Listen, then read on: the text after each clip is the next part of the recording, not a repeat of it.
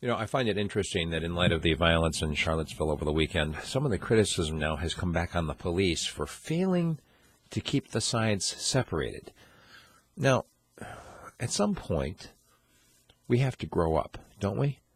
I mean, it's one thing to keep kids apart, but at some point, don't the children have to kind of put on their big boy pants and stop fighting each other?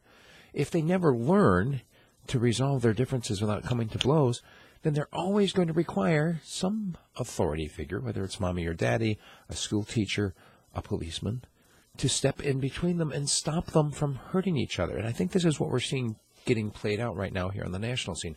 I saw it happen when I was in Bosnia. Think about this.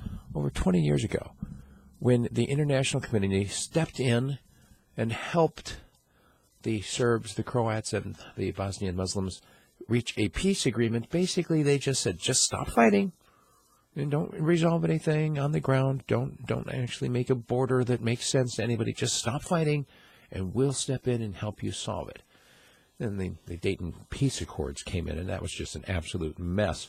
But when the troops, including yours truly, were sent in to Bosnia, our main mission was simply to keep the sides apart. That was it. We were just there to keep them from fighting each other. And it was ridiculous. It was ridiculous in a number of different ways. First and foremost, the conflict itself was not resolved. The basic differences remain today, 20-some years after the fact, just as they had for 1,000 years before the fact. And honestly, the differences are not going to be resolved through, well, they're certainly not, they weren't resolved through fighting one another. They're not going to be resolved through discussion. These are basic differences that completely, well, they define who these people are. And in many cases, we're seeing a similar thing happening now with Charlottesville. These are differences based on ideology and racial identity. And when people have a racial identity, you can't resolve that through dialogue. You have to affect somebody's mind to stop thinking about how somebody, it's that difference between the skin color is so not overcomable. I mean, think about this. How on earth are we going to get people to get along with each other when we can't show them how to get along with each other?